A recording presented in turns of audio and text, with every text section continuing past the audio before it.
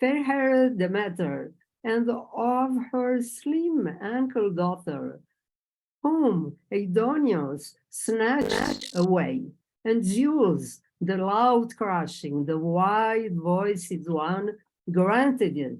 She was playing with the deep-bosomed daughter of Ocean, away from the matter of the golden weapon and glorious fruit, and she was gathering flowers throughout the luxuriant meadow, roses, saffron, violets, iris, it has hyacinth and the narcissus, which was a trap planted for the blossoming maiden by Earth in accord with Zeus' plans, a favor to Hades, the receiver of many guests. It was radiantly wonderful, inspiring awe in all who saw it, whether in mortal god or mortal man. 100 stems grew from its root, and the whole wide heaven above the whole earth and the salt surge on the sea smiled for joy at its fragrance. The girl was charmed by it and reached out both hands to pluck the pretty plaything. Suddenly, the earth split open wide along the plain, and from many, Cronos, son of many names, darted out on his immortal horses. He grabbed her, resisting and screaming, and took her away in his golden chariot. He lifted her voice in a cry, calling upon the Father Zeus, the Almighty and Good. But no one, God or mortal, heard her voice, not even the glorious fruited olive trees, except the childish daughter of Perseus, Hecate, of the glistening veil, who from her cave heard, and so did Lord Helios, the glorious son of Hyperion, as the maiden calling upon Father Zeus. Fine, now I will start the reading of this myth. So let's begin. You can show my text. Okay, let me share now. Share my text. I will show the text. There we go. Yeah.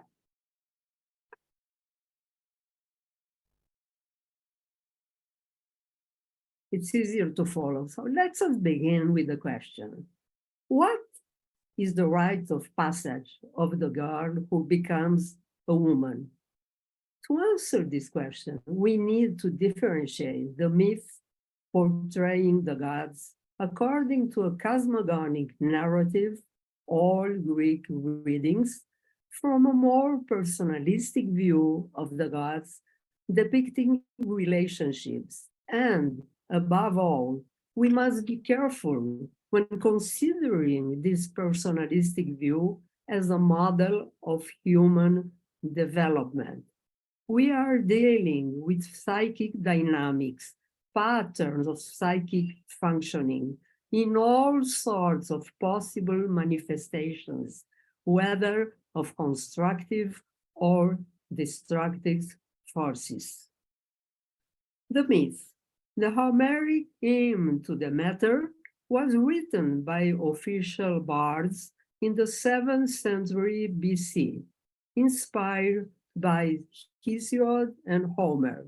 The Ovid's version dates from the 1st century AD. The latter brings the story narrated by the muse Calliope. The characters are more humanized and the suffering shows through. Not so in the first version. The core. In psychological aspects of the core, Jung wrote about the young woman who goes through a transformation process archetypally based on the myth of mother and daughter, Demeter and Persephone. He mentions that the ancient form of marriage via kidnapping continues in current fantasies, interpreting the abduction as the fear of the virgin and her reluctance to abandon the mother. Hecate and Persephone, according to Jung, belong to the dark side of the human psyche. The maiden is helpless and exposed to dangers. Sometimes a true Nekia is processed, a descent to Hades. I would like to explore this Nekia a little bit in this presentation. We can understand, as Hillman in Dreams in the Underworld, that each one can be raped to the underworld, as Persephone, when experiencing sudden depression, hatefulness, numbic madness. It is a radical way of being pushed, invaded, assaulted from below. Now, for the so-called archetypal process of transformation, Jung describes that in a woman, a superordinate personality is formed via the transition of the young virgin into a human potential mother, illustrated by the mystery of the Eleusinian cycle. In the matriarchal world, man has a secondary role relegated to seducer and conqueror. Neumann also attributes to man a usurping violent role, alienated from the feminine in this matriarchal stage of the feminine group. In the text, Jung goes on to show cases of fantasies in middle-aged women and men with symbols of the Demeter Persephone myth. For example, one patient imagined that she was raped by a man who appeared in the golden carriage. I will briefly bring one of the cases of a woman who, as a girl, Jung only points out that she lived under difficult circumstances. Between 7 and 10 years old, had a recurring dream with the moon lady waiting to take her to her island. 30 years later, she reports her fantasies to Jung, among which an octopus groping towards me. I plunged into the abyss. Mother Earth rescues me. Second, a girl is under a dragon power who catches her with his stretched neck when she wants to go away. The last fantasy is about a girl in red dress hanging from the top of a church, maybe having committed suicide. We have no further information about the patient, but it sounds reductive in view of the dreams of this girl. The conclusion that maidens are always doomed to die because their excessive domination of the feminine psyche hinders the individuation process. We can foresee signs of disturbance in the process of individuation caused by a sexual complex and strong depression with feelings of threats to her integrity. And we wonder, what kind of abuses she suffered? Jung concludes that the metaphor depicts mother-daughter experience bearing the feature of a matriarchal order in society, where the man is an impending factor. With this, he leads us to understand that male violence is primarily a fantasy of the female psyche that is disturbed by the male in her matriarchal world state of consciousness. Now, for Erich Neumann. Neumann also refers to the myth of the matter Persephone when writing about the stages of women's development. In short, girls develop from matriarchal psychology, followed by the patriarchal Ouroboros, to then be inserted into the more conscious patriarchy. And finally, return to her feminine essence and integrity as a woman, the reunion with the maternal and femininity. Neumann recognizes the excesses of patriarchy and the extreme form of patriarchal consciousness in the contemporary West, with the psychological predominance of men over women, which can reach sexual sadism and despotism. Women, in turn, remain in an unfavorable condition, since the values of consciousness are masculine and introject a supposed inferiority that would be natural to her. Still, he interprets the patriarchal Ouroboros, liable to become neurotic in the fixation of the Oedipus complex, as an important psychic passage for the maturation of the young woman, when she will experience challenging feelings of her inner world. The matriarchal virgin is subdued by the phallic tonic god or an animal that dominates or even violates her. She will be taken over by an overwhelming, numinous power. Hades kidnaps her. She needs to move away from the matriarchal conservative. She resists, she's afraid, she screams and resists. She doesn't want to leave the mother, a raped mother like herself, initiated into womanhood by patriarchal violence.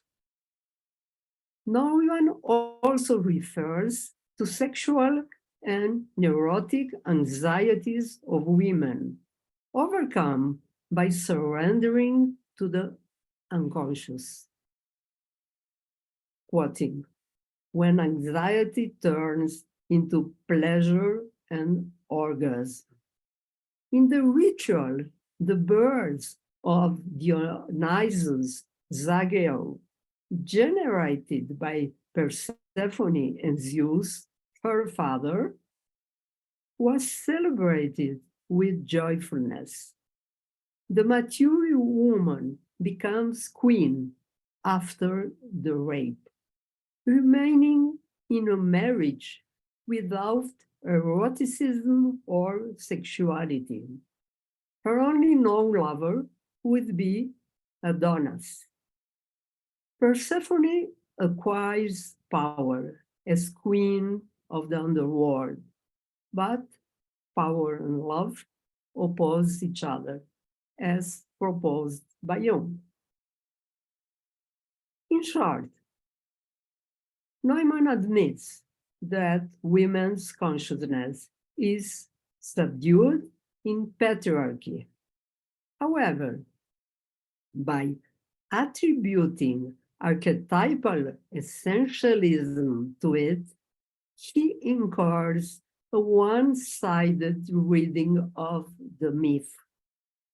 In a culture where consciousness is primarily masculine, women remain in a state of inferiority and submission. The dead-end circuit in both Jung and Neumann comes from a theory that denies the priority of consciousness to women in the historical civilization process, historical social, remaining eternalized in natural cycles of myths and cultures.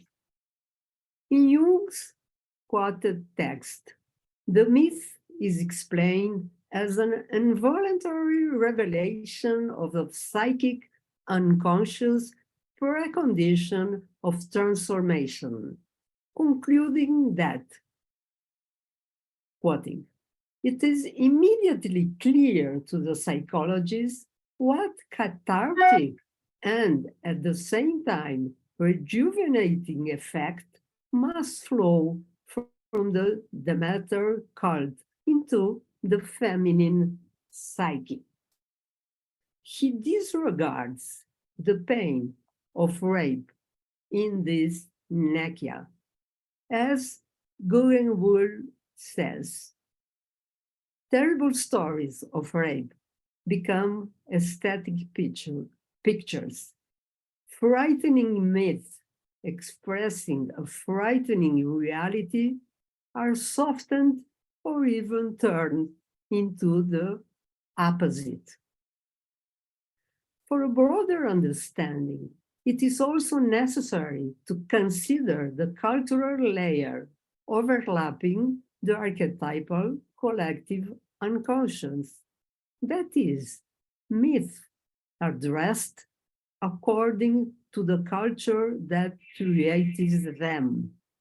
Thus, Greek mythology expresses the clash between ancient civilizations and the patriarchal Indo-European invasion, with the dominant Greek civilization imposing itself on others. That is, some interpretations are cultural, confusing the scholars of analytical psychology with the universal structuring archetypal notion, currently revised in its essentialism.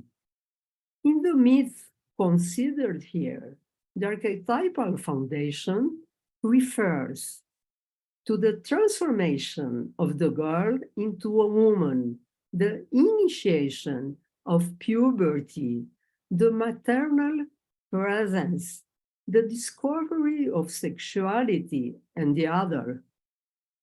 How this connection and discovery will be made stem from psychodynamics, subjectivity, family and group complexes, and values that shape myths.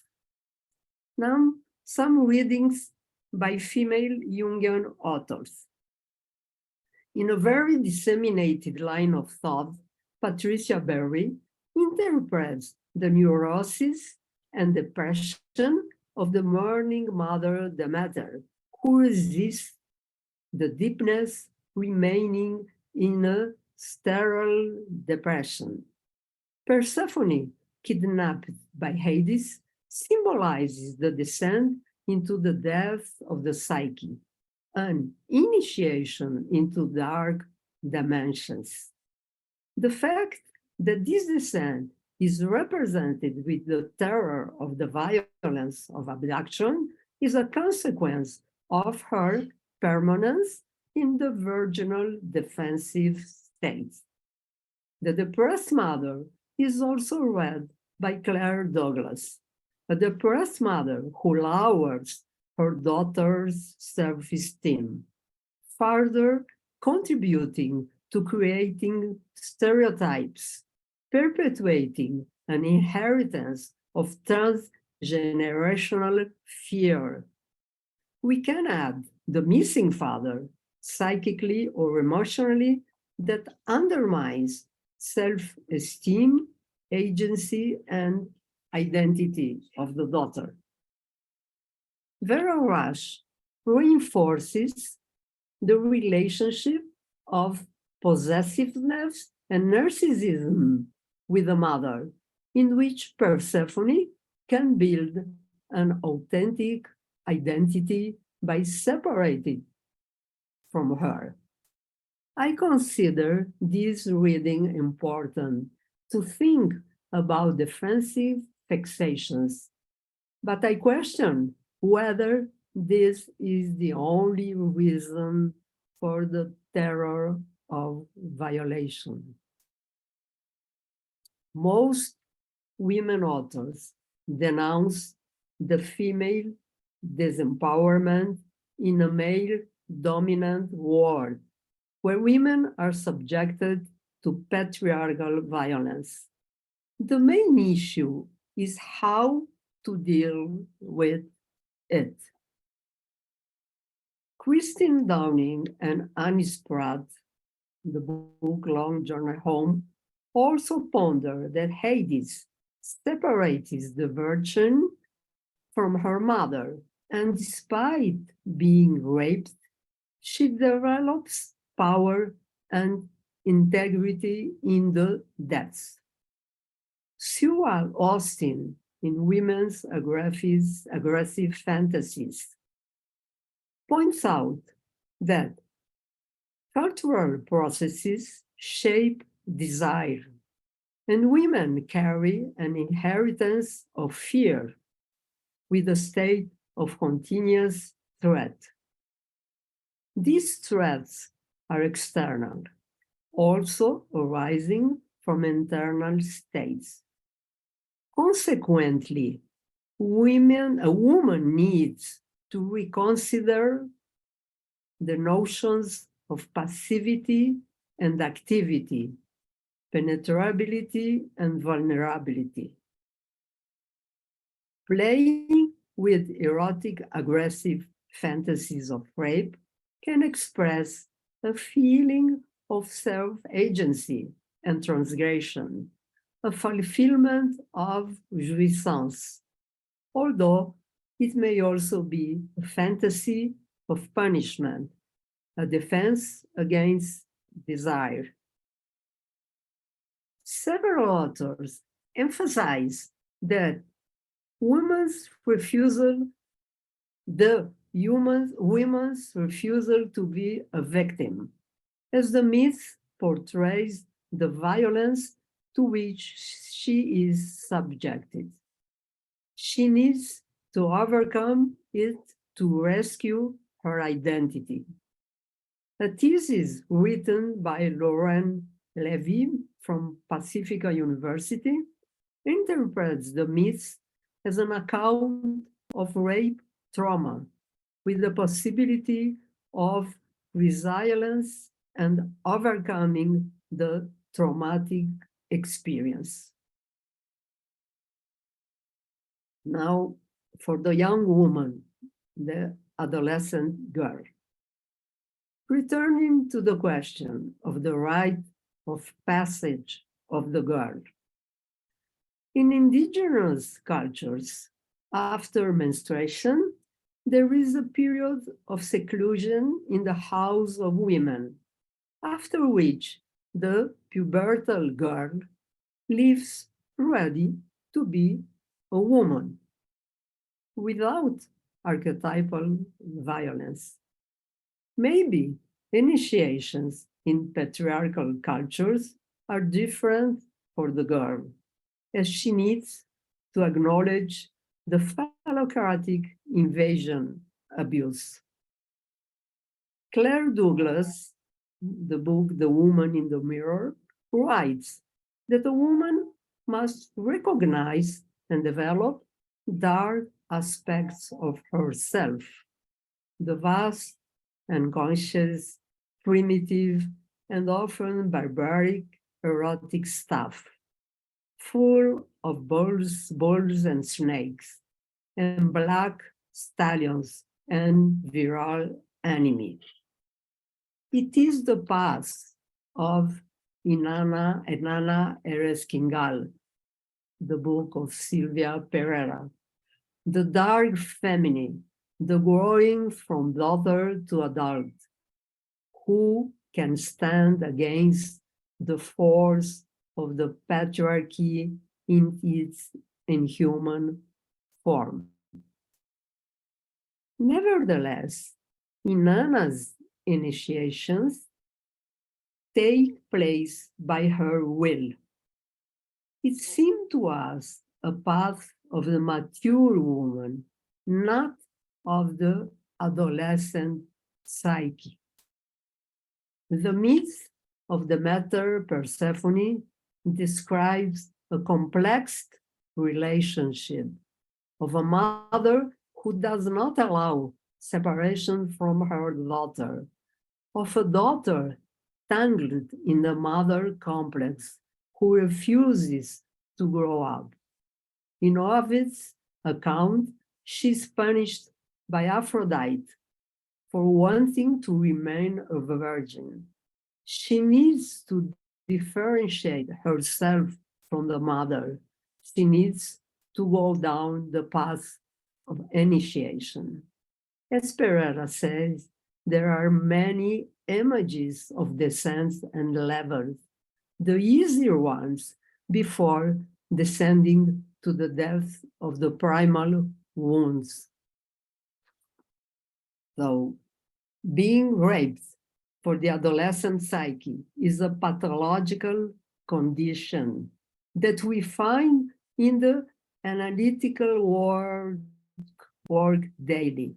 Anorexic, anxious, and depressed girls, dissatisfied with their bodies, with suicidal ideation and attempts, traumatized by abuses, provoking self-injury as despair of suffering, leading to indiscriminated sexuality without pleasure, substance use disorders, among others, disruptive behaviors.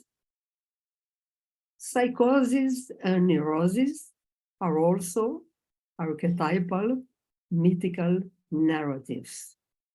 We see many here. In Mathieu Puellan, madness of rage and despair, trauma of abuse, neurotic total or partial frigidity, sadomasochistic sexual complex, anorexia, clinical depression. From the etymology of rapture, Latin raptus rapere, seize, carrying off by force, abduct, and also a sense of spiritual ecstasy, a state of mental transport and exaltation. From the Greek harpazein, that contains a violence. The fear of being abducted may appear to the young girl due to the impositions of a patriarchal culture that denies and attacks her. But that is not all she experiences. The adolescent girl, with healthy development and secure attachment, discovers sexuality naturally, detaching from the mother's body to enter her own intimacy, the mysteries of desire. The word raptures means also feeling a feeling of intense pleasure or joy. Christine Darwin says that abduction is an initiation into sexual experience when being taken by Hades is to be taken by one's own capacity for passion, a sexual ecstasy.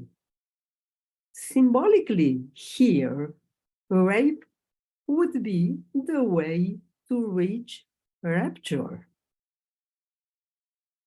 I see more the young girl being taken with pleasure and desire by Dionysus and Eros, moving away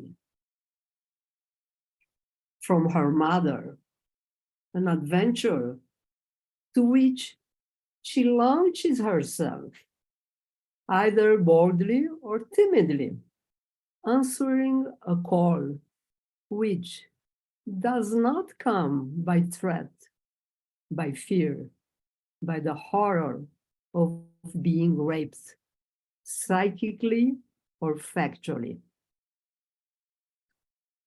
Now, short, um, what rape culture, the term rape culture was coined in the 1970s by North American feminists from the Center for Women at the University of Marshall and describe an environment in which sexual violence against women is trivialized, normalized, and excused in the media and popular culture.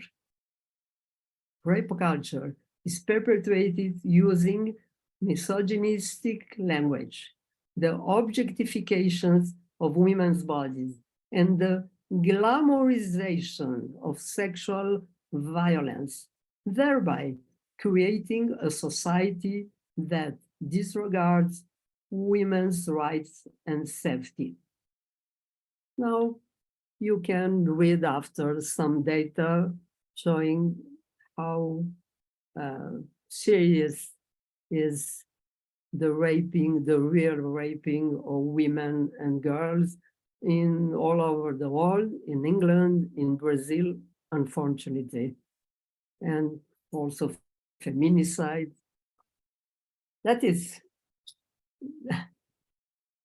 we can share now ideas.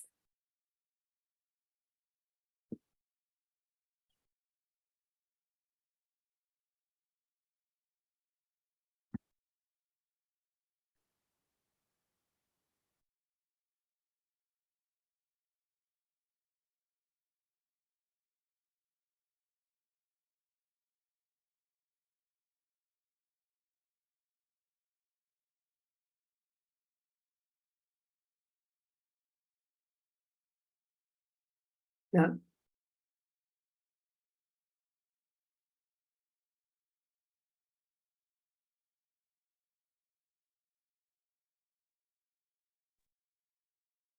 Stephen, are you unmuted? Yes, you are still mute. Yes. Okay, now yes. Okay. Okay, there we go. Yeah.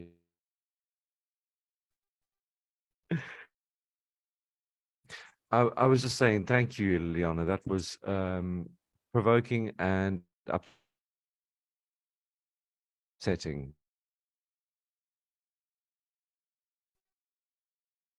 Certainly, it's beginning with the idea of needing to problematize the use of myths. The way that we use myths is that we, as you said, sometimes as analytical psychologists will take on myths and see them as in some ways representing underlying archetypes without seeing the cultural layer on top. Yeah.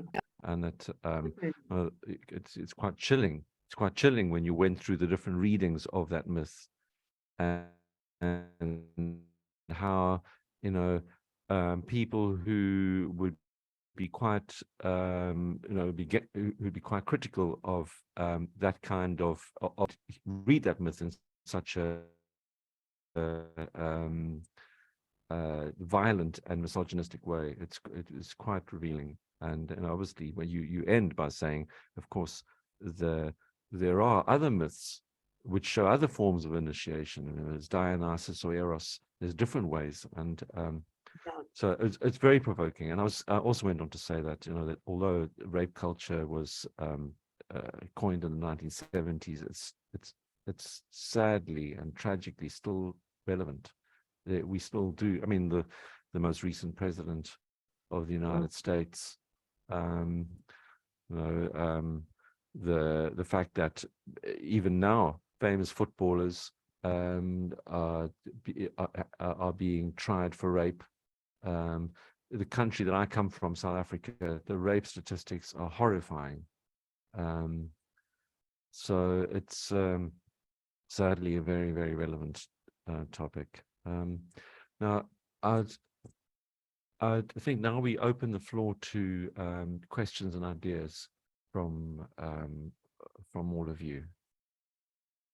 Yeah, just I want to leave it clear that I do not think that the rape, symbolic rape, is the same as a factual rape, because sometimes living like the descendant of Inanna Ereskindal, she suffered a lot.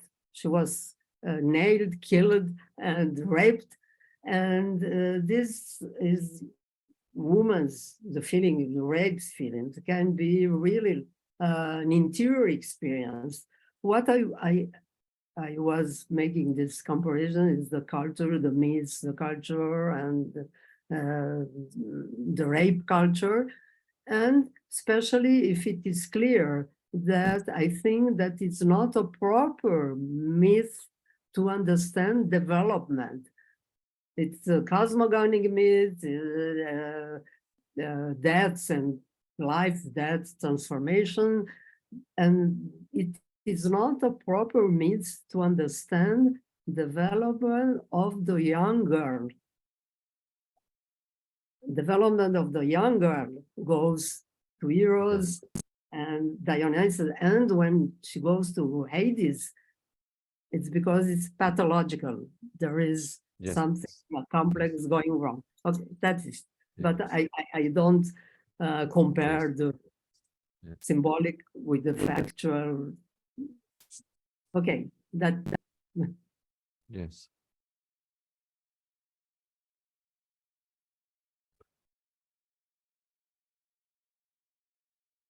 I suppose the interesting point, one interesting point, was that whose fantasy is it? And that there was an implication that the fantasy, that the rape fantasy is a fantasy of the young woman who wants to be initiated, whereas it seems clear that this is a fantasy of the man. It is in Sue Austin, she was talking about the woman's fantasy. It is a fantasy of the man, sure, but the women's fantasy. But the difference is that in this fantasy, and I don't know with the young girl would be afraid. Maybe a mature woman, she's playing to be afraid, but she's under control in the fantasy. So it's a kind of playing with sexuality. The rape fantasy. She puts that it's a play, jouissance. Also can be a defense. That women can play with this kind of fantasy.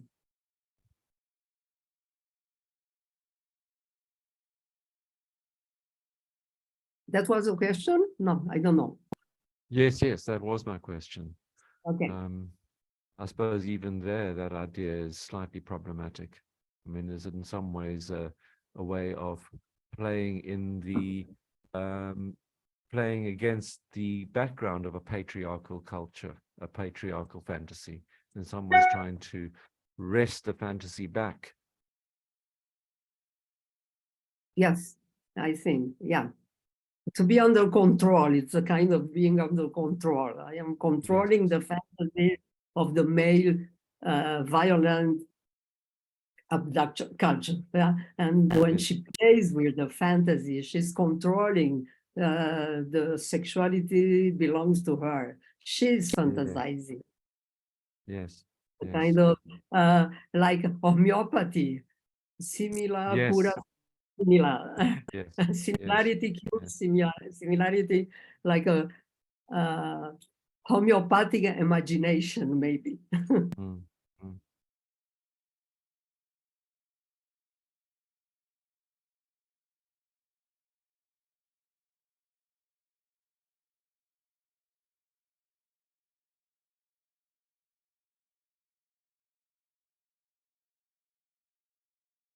I suppose what I'm thinking about now is that there's the corresponding image in uh, for Jung.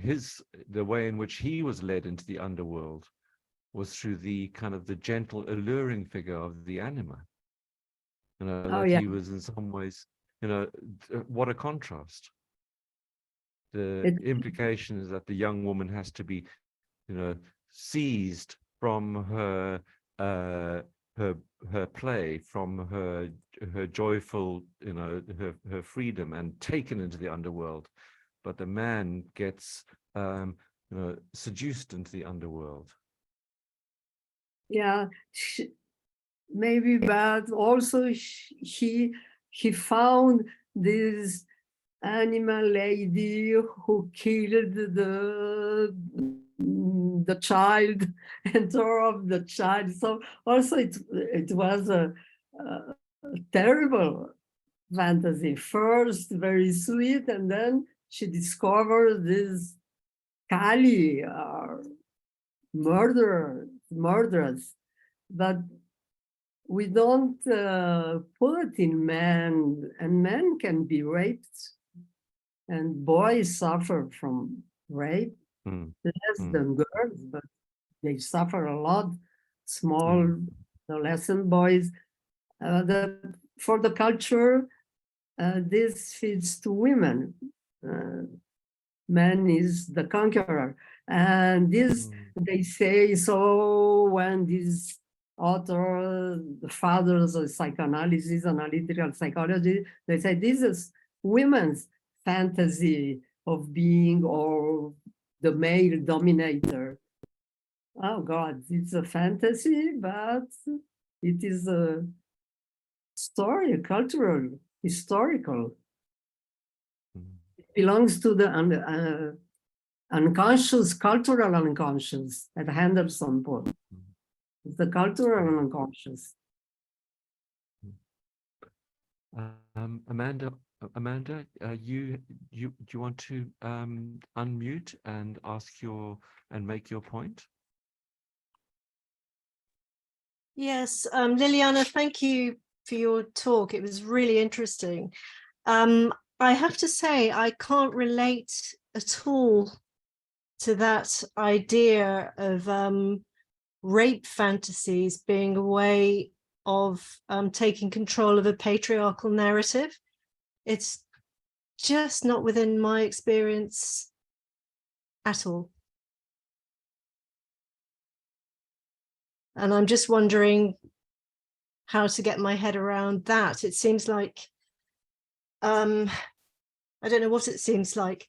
It seems something untrue. Mm, Let me see if I understand.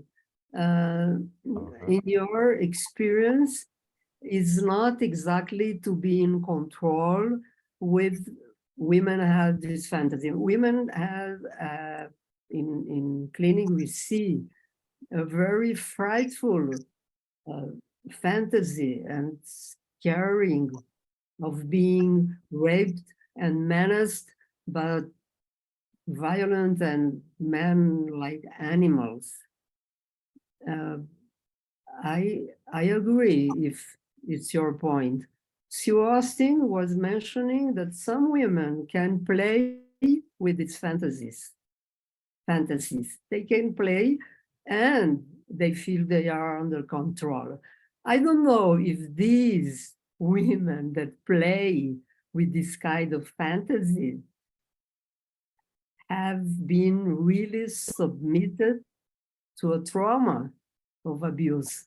Yeah, yeah. That in that context, it makes some sense to me.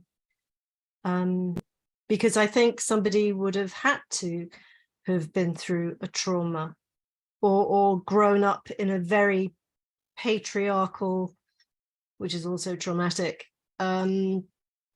context, environment. It seems that it's something pathological. Yes, I agree. Fine. Yeah. Thank you. Thank you. Thank you. Yes. If anyone else has questions, you can either just raise your hand or just unmute and speak, or you can put your question in the chat.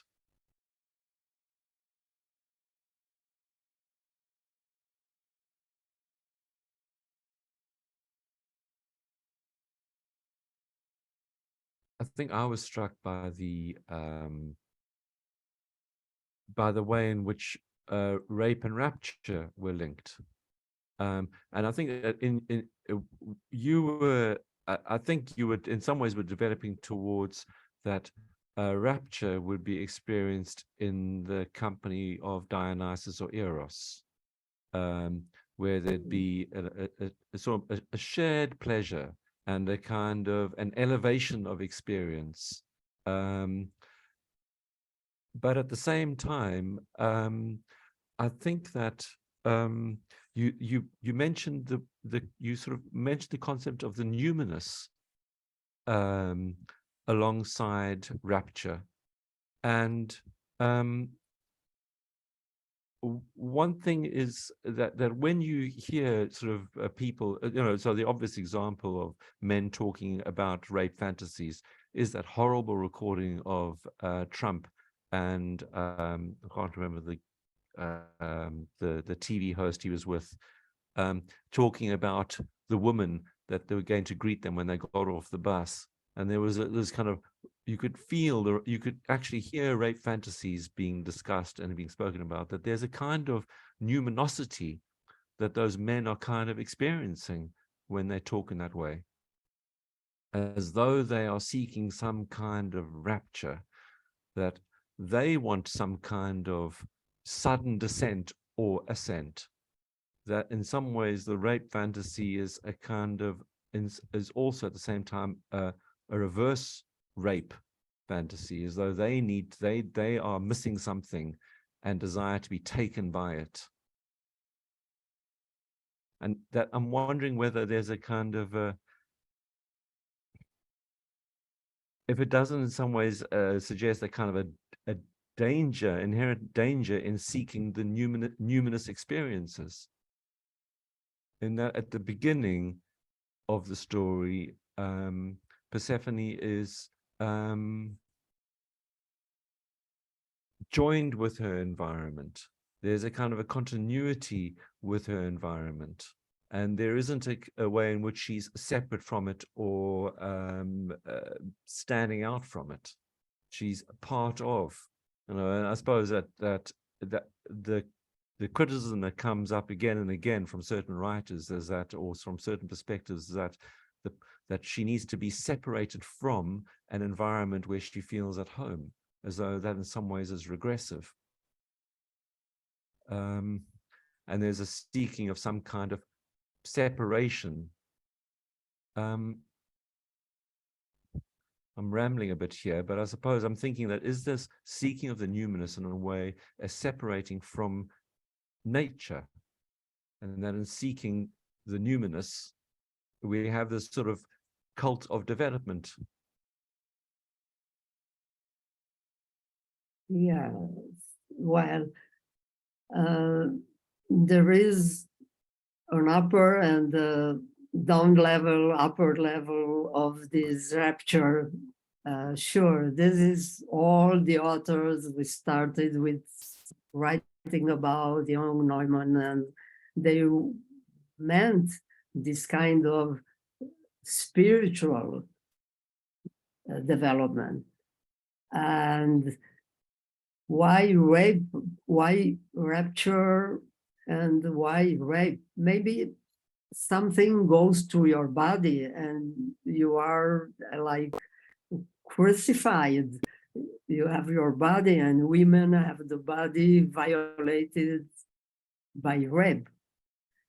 But it's not the only way. When you put it like this, and even though it's not for a young girl, that it's experience of someone who's mature, who went through the persona, shadow, ego identity, and then you can have this kind of experience of deep experience. And sometimes with your body fragmented and put it into pieces of Osiris. And women have the body fragmented, being raped or by violence, terrible violence. I'm not talking about the real trauma of abuse. I'm talking about this experience, spiritual experience, that kind of. When they put this as a condition of having pleasure and joy, like these people derive, we cannot accept so easily. Well, okay, she has to be raped by Hades. Where is Eros? Where? Yes. He doesn't take the young lady.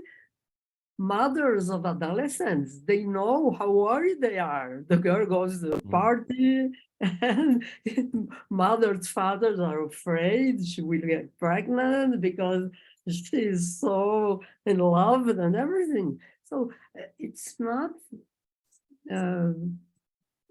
proper for reading this. It can be really a proper myth to explain this rapture through suffering, to cutting, to dismembering, to losing the body and recover the body, even in experience of joy or experience of losses, of death, of passage through losing, grieving. In grief, you have a rapture to grieve. Yes. And you can have a transformation of your spirit, numinous. You see the world goes through the persona, yeah? Yes. Yes. Well, thank you. I agree. Angela, you have a question? Oh, you need to unmute yourself. It's my turn to tell you to unmute.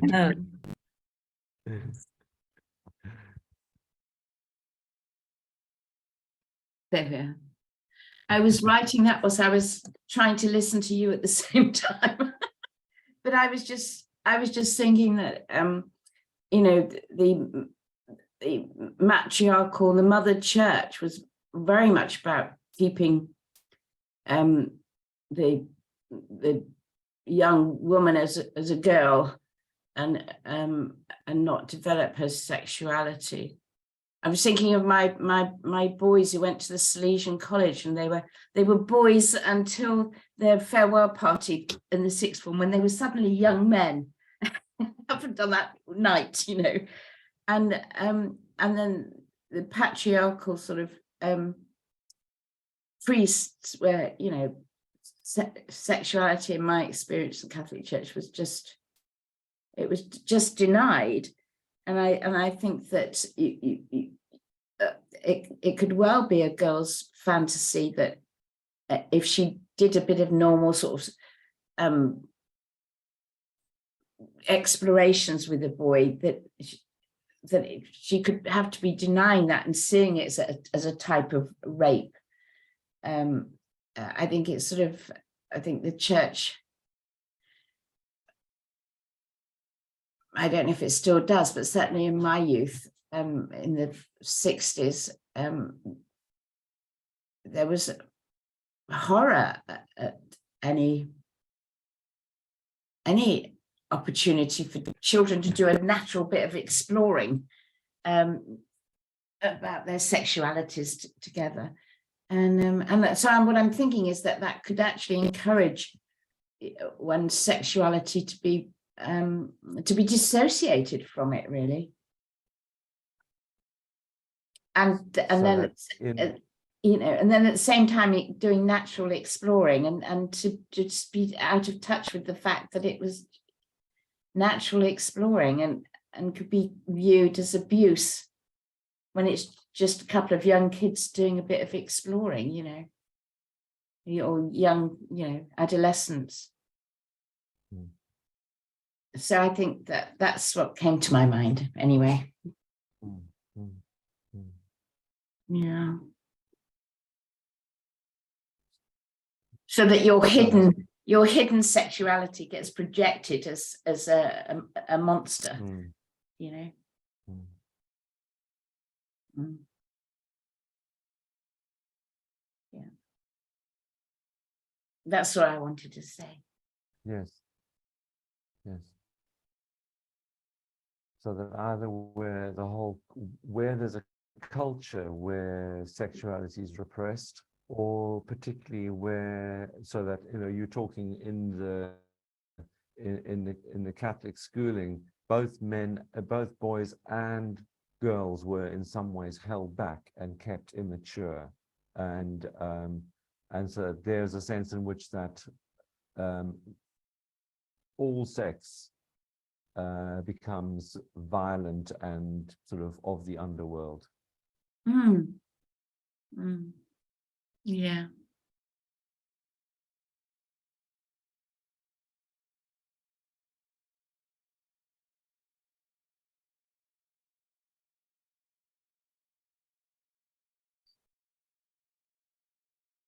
Yeah. Mm. I think that it's very, because I mentioned that the healthy development of the girl goes to heroes and she doesn't need Hades. And really, we Yes. have to think about the dark sexuality, the hidden sexuality that occurs also to girls, to adolescent girls. And what happens in these indigenous cultures where she's initiated without fear, where is the hidden sexuality? But Mhm. I agree. We can have the hidden sexuality, but what I see in my practice, that when Hades come and the main man and the boy is a rapist, this girl has a strong patriarchal denial and violence in herself. And if we think about hidden sexuality, Yes. completely agree. But why not a hidden sexuality of Hecate from the girl? Why a hidden sexuality only through Hades, who needs to violate Mm, her? mm, She can be Yes. afraid, Mm, yes, of her own dark sexuality that she doesn't understand, of the horror, Yes. of the Hecate, of the Kali, Mm, of these mm, goddesses, plenty of desire that she cannot control, and then even the killing desire. Yeah. Why only to rape and Hades? This is a question. Why she cannot, why I see more, she's afraid. What am I able to do? Am I a good girl? Am I a whore? I think it's very difficult when your goddess is the Virgin Mary, mm, you know, and you're being taught you must be like you know, like Mary and put others before you, and you know, well, that's and be a virgin, and isn't it, you know? mm, Yeah. mm. Yeah. Anyway, you are right in the sense that, as also Jung taught us, symbol is not unique. We have to read it in the context. First thing, if she has a fantasy, the girl, you will see the context. In this context, we can see what happens to her. Is the family, is her own sexuality that she doesn't know yet. It's a little bit, she's afraid, she has this patriarchal culture. And there are multiple readings. Surely this is one of the readings that so many authors have explored, and it's one of the readings. What I'm questioning that it is the only way. This is, women go like this. When I read the case of the Corey, when Young shows the girl hanging, the fantasy of this girl hanging suicide. And how can he write that it is normal that the girl, she goes through rape, and this is the way of what happened to this girl when she was 17 years old. He's a psychiatrist and a psychologist. This was, I can say you, it was a little shocking for me. Yes, yes. Yeah.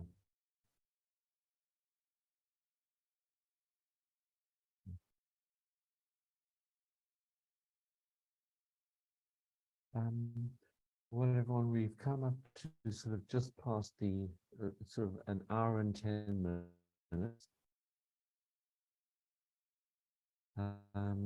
Does anyone else have any points or questions they'd like to raise?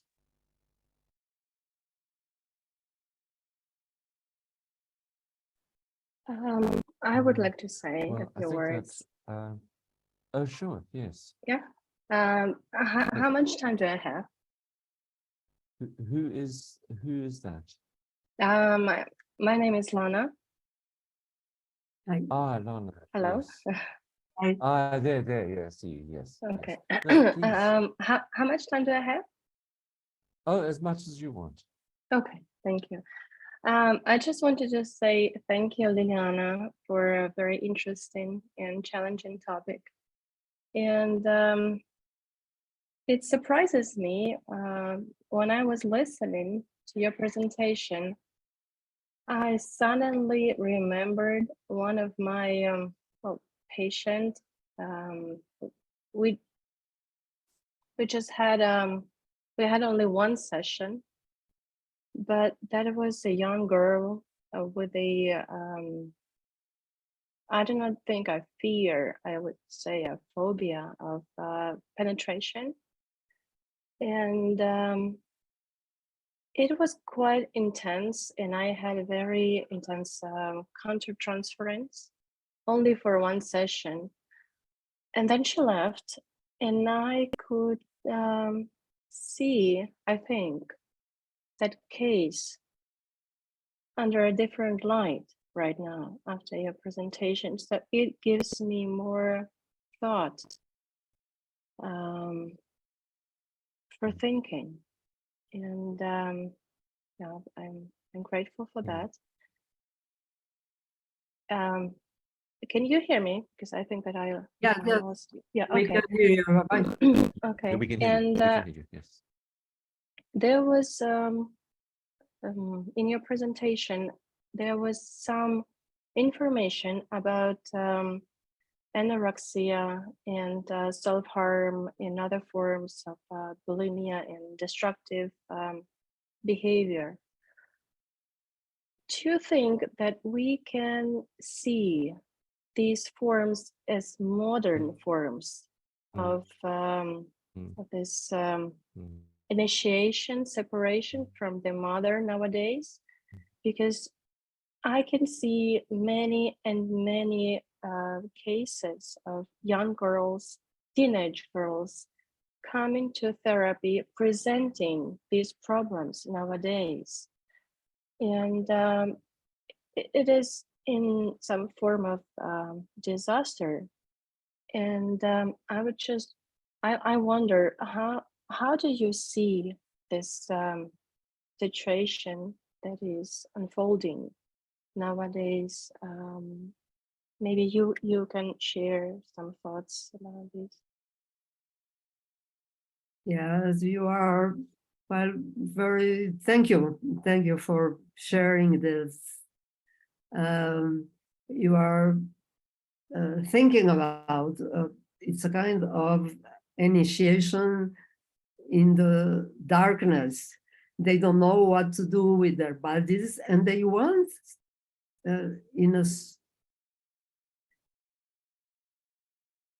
they want to be independent in a certain way, but they do not know how.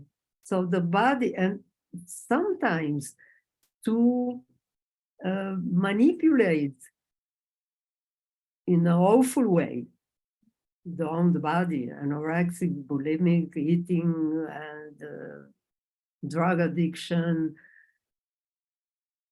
It is a mother complex, sure, it is, but it is also a way to tell, look, I'm doing what I can with myself. I'm not more the baby's mother. I can starve now, but I can do this to myself. Surely there is a huge suffering, but I think that this, when we treat adolescents, first, they are calling attention to their suffering. We know this, but you are going to a deeper meaning, that it is a way of initiation into being a separate person, a separate psyche. As they cannot do it in another way, the other way, they go to the shadow, the worst shadow, body shadow. So they are sacrificing, if you think, maybe, but we can understand this and support and follow, but surely we have to treat. If you have an anorexic girl, she can die. You will treat, but there is a monster inside her. At the same time, there is the willingness to be by herself. I can do with my body what I want. Yes. I do not belong to you. And Yes. this is a despair of father and mother. What am I doing with this girl? Even self-injury, cutting. Yes, it's terrible.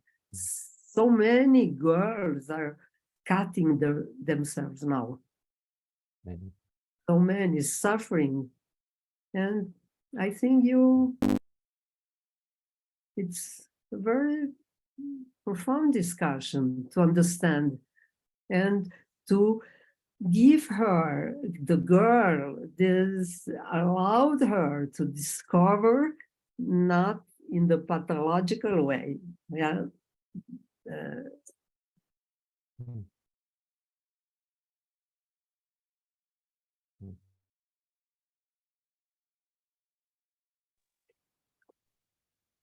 Hello, can you hear me all right? Hi, I can you see hear me all right? We can hear you. Okay, great. I'm not doing. I haven't got a very good connection. As you've been talking, specifically relating to that last point, there's another myth that has come to mind, which is perhaps somebody will be able to remember the name of the person involved. I think faced with the possibility of a rape, she runs off and turns herself into a tree. And I wondered if that there was an element of adulthood that some of the young women you were talking about as exhibiting anorexic symptoms, for instance, that there was a freezing in them that's to do with, I'm not really, it's more the myth, it's more the process of running away from adulthood, running away from the intrusion or rapture of the unconscious,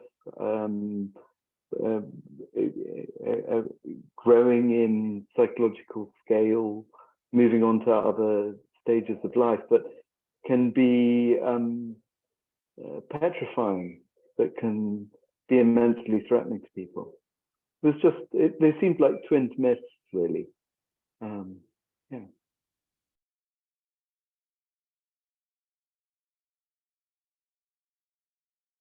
Yeah, you mean to be afraid of their own unconscious intrusion, yes?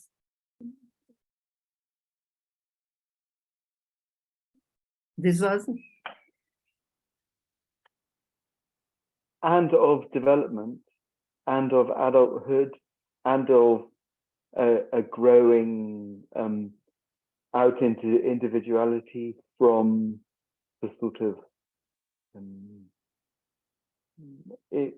togetherness, the undifferentiatedness of childhood.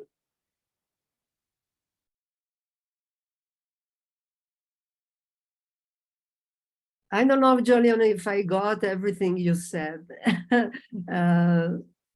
Sometimes there is a cut there. I got your point of the unconscious intrusion, yes? Is this correct? I understood correctly? I agree with you, yeah, because it's not only the mother, but anyway, mother is unconscious, but it's not only unconscious, mother is a lot of things for the girl.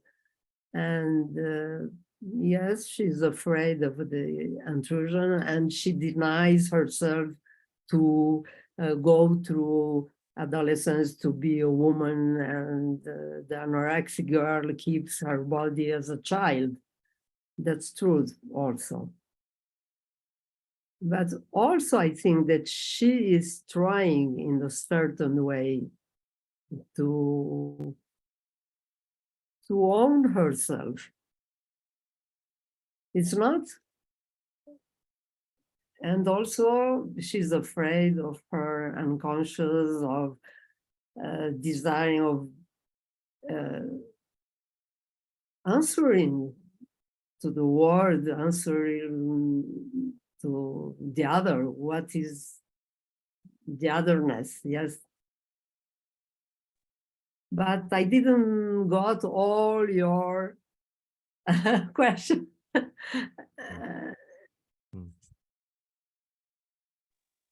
Sorry, I'm having trouble with the connection. So you did great. Thank you for doing with it what you could. Thank you.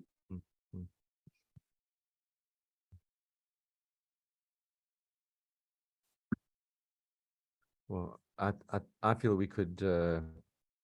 I think we're into a new area now, because there's many thoughts come up for me. Now we're talking, and we're in the area of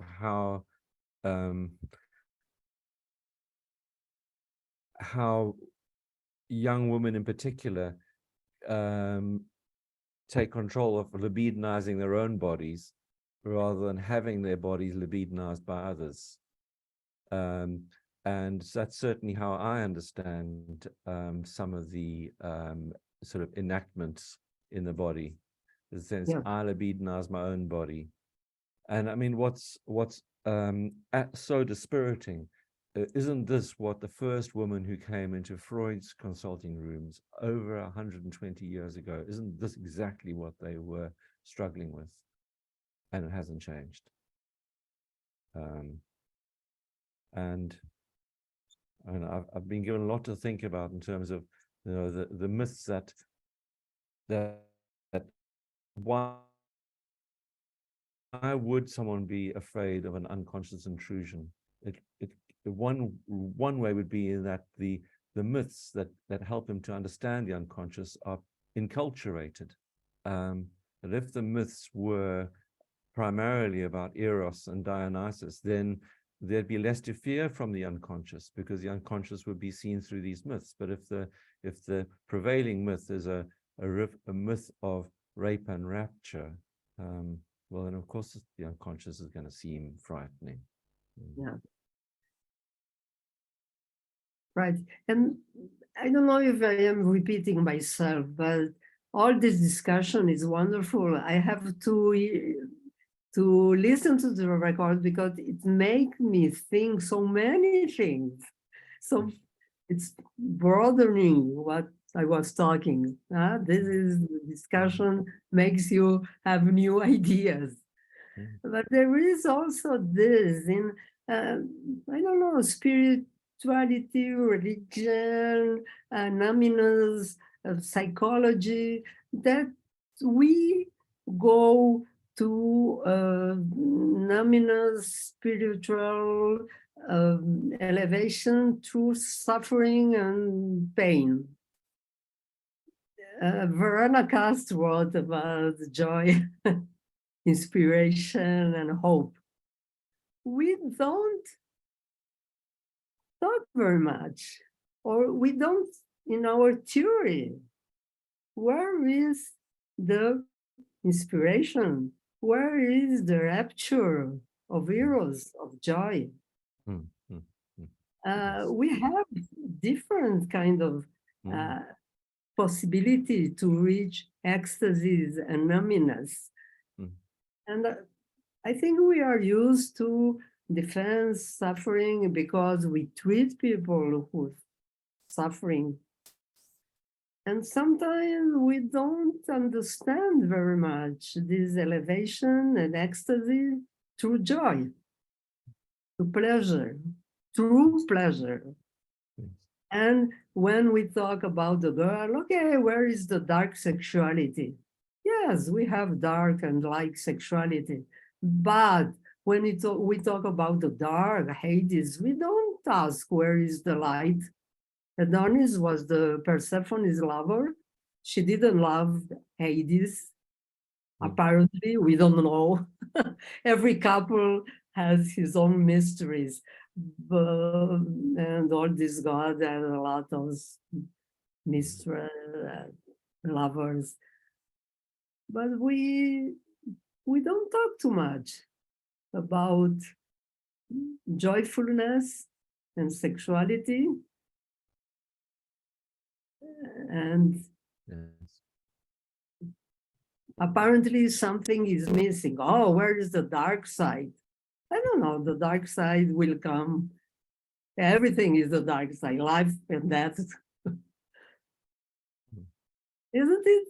Don't you think so? Yes. Well, I think that with that thought, I think we should call an end to the evening then. The thought of perhaps we could be talking about joy in sexuality. Yes. Yes. Yes. That Hades can stay where he is. Let's Isn't bring on numinous? Eros. Isn't numinous? Yes. Okay. Well, thank you very much, Liliana. Thank you again for being with us today, and thank you all for attending. And this has actually been a really wonderful discussion. I mean, of all the meetings we've had so far, I think this has been a discussion that's been the most feeling based. So thank you all. Thank you for the group, for the questions, and I will keep thinking on all this. Thank you, Stephen. And I will circulate. Yes, pleasure. Thank you very much. And I will Thank you. circulate the recording to everyone, including you, Liliana. Okay then. Bye. Bye. Bye.